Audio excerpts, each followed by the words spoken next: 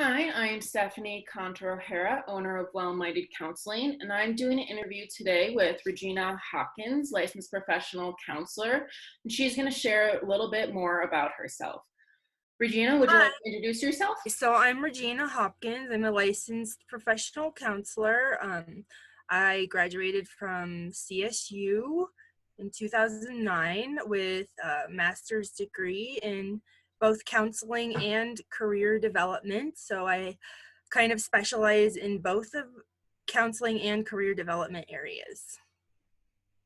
Okay, well, thank you for that. So I'm going to just start off with the questions. The first one is, why did you decide to become a therapist?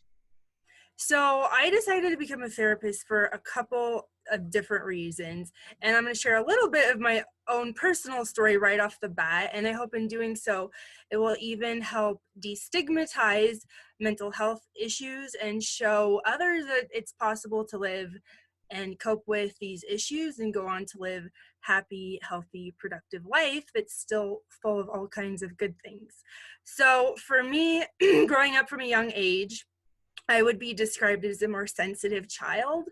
And at the time, I didn't even recognize what was going on with me. But I often had stomach aches as a child. I didn't want to go to school. And my parents took me to all kinds of medical doctors, did all kinds of testing, and determined nothing was wrong with me. So it wasn't until I was in middle school where I stumbled upon my dad's old psychology textbook from college and just delved right into that stuff and started to really piece together my story, what has happened for me. And realizing what had happened to me as a child was actually had a name, and we would call it anxiety or social anxiety, which was the part where I was having stomach aches before school.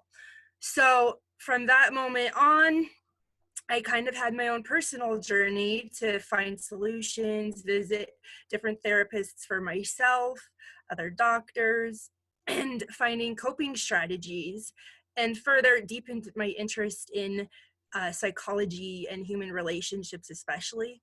So, after many years of self study and reading tons of self help books, and even getting a master's degree in counseling, I can happily say that I've come to a much better place with things and realize that I can also help with um, some of the things that I've struggled with and perhaps make the other people's road a little bit easier too.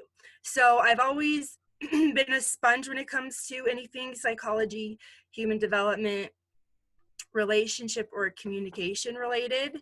And through my own schooling and personal experiences, really learned how the power of human connection is so important to help us heal from some of these mind-body disconnections. And that's all I really think mental health issues are, is just this mind and body feeling disconnected from each other. And I think it can be very helpful to talk to an impartial third person who can help validate you, understand you, uh, let you know that you're seen, heard, and it can also be helpful to talk to another person who can provide a different lens on your experience. Okay, thank you very much. That was very detailed. I appreciate you really taking time to answer that question.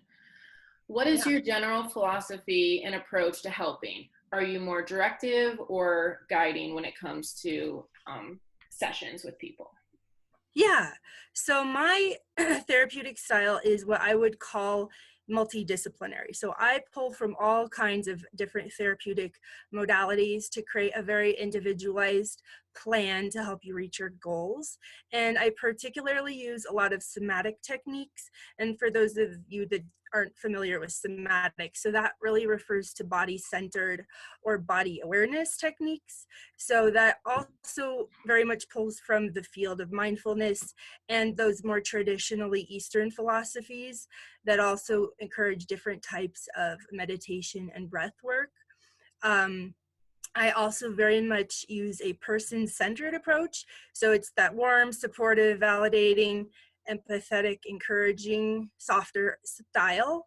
And I also work from an attachment-based framework. So I pull in family systems theories. I use a lot of love languages and Gestalt work. Um, and I also pull in a more directive approach to when needed. So I use the evidence-based traditional cognitive behavioral therapy, or CBT. And that can be very helpful when you do have a certain behavior that you just want to help changing. So that, or even helping you change your self-defeating beliefs and cognitive distortions that may be working against you. And I also particularly love nonviolent communication. And this is something that I didn't even learn about in grad school. It wasn't until after grad school when I really discovered this other approach. And it was developed by a man named Marshall Rosenberg in the 1960s. And he developed it as a way to help you better connect with others. And I love this modality because it really just is a way for us to help each other see our common humanity. And I have feelings, I have needs, you do too, and let's express those in a healthy way.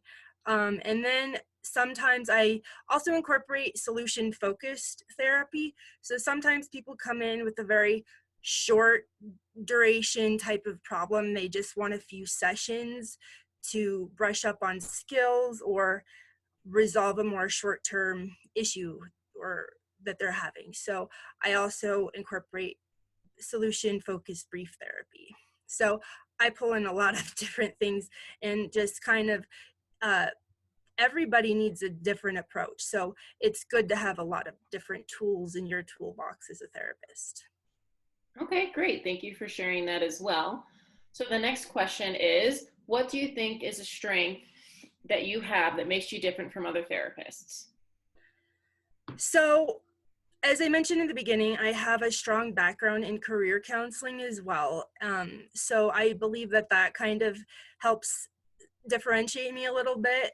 So I love helping people find what's meaningful in their life and be able to figure out what they want to do to live a more satisfying life. So I really enjoy helping people reach for their dreams and in that way. Um, I also feel like what separates me and my sets me apart are my personal own experiences, that just like every therapist has their own unique set of therapists. And to keep in mind, you're not going to match with every therapist, and not every therapist will match with you, which is great because we have so many different therapists that you can select from that and wait until you find one that is a good fit. I would also encourage you to do that. But I love the diversity of human nature. I've traveled to 23 different countries so far. I love traveling. So I think that very broad world perspective that I have, I particularly enjoy the diversity of human nature and figuring out why people are acting the way they do, why they do what they do is what drives my deeper understanding of people. I love helping people with their challenging dating and relationship problems. Something that is unique about me is I lived for 2 years in Thailand, or I taught English at a university. What I learned or noticed through all of my travels are that humans, no matter where you are in this world, we're all quite similar, though, and I'll have the same capacity for the same feelings and needs.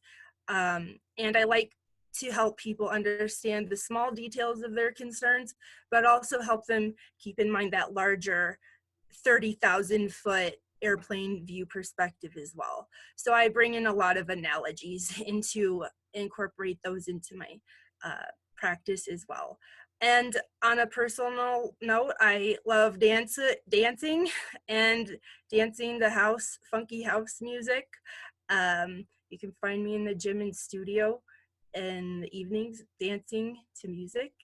And I like learning like different things. Like I started picking up welding last summer, and the summer before that fly fishing. So I like to learn new things constantly, and incorporate that in my practice because I encourage growth. New growth is great, and learning new things all the time.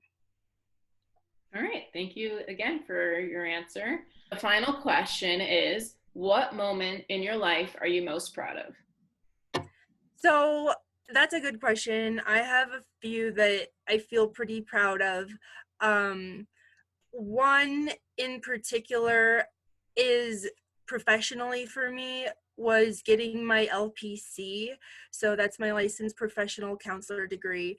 Um, and it took me 4 years to get that in addition to after graduating through grad school. So I would say while there were no fireworks or graduation ceremony for me, that was still a very proud moment because I knew how many years of work were behind that, and to get that like professional license, and it allowed me to reach kind of the professional peak of what I can achieve with my degree.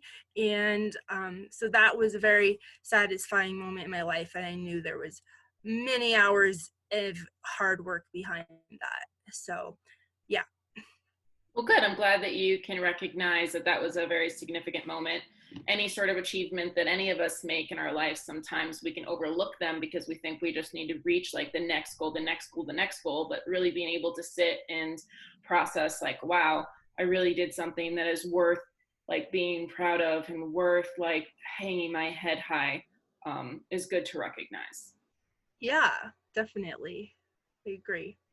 Okay, well, thank you very much for your time today. And we'll be back next week with another interview from another therapist at WellMinded Counseling. Thank you.